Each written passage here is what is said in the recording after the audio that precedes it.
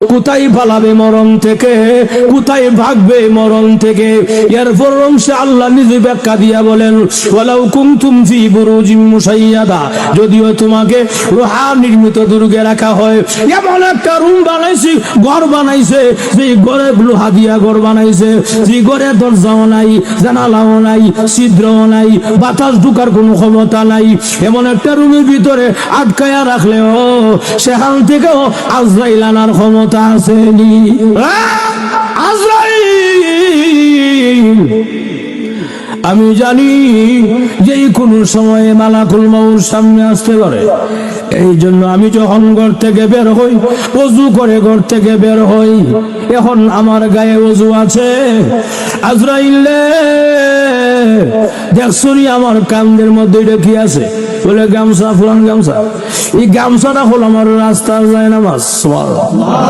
যখন নাকি নামাজের সময় হয়ে যায়, আমি গামছাটা যায় নামাজ বানায়া দিয়া জমিনে মহান আল্লাহর কুদরতি কদমে সেজদায় পড়ে যাই।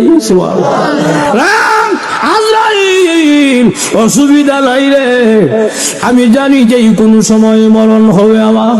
তবে আমার মনে হয় আমার পরিবারের সঙ্গে আজকে আর সাক্ষাৎ হবে না, আমার বাচ্চাটার জন্য আর মজা নেওয়া হবে না। অসুবিধা নাই রে, দুনিয়া দেখেছি জীবনের কাউকে যদি ফাঁসি দেওয়া হয় সরকারি আদালতে, জীবনের শেষ মুহূর্তে একটা ইচ্ছা পূরণ করা হয়, তাকে ইচ্ছা পূরণ করা হয়। আজরাইল এটা আমার জীবনের শেষ সময়, আমি জানি না আমার এরকম শেষ ইচ্ছাটা পূরণ হবে কিনা। আমার ইচ্ছাটা হইল আমি এখন যা আমার গামছাটা জমিনে বিছাইয়া দিলাম, আমার এখন ওযু আছে, আমি 2 রাকাত নামাজে এখন দাঁড়াইয়া যাব।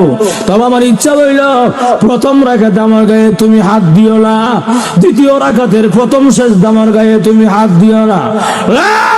আজরাইল দ্বিতীয় রাকাতের দ্বিতীয় সেজদা যখন যাব, মেহেরবানি করে তুমি আমাকে মহান আল্লাহর কাছে পৌঁছায়া দিও।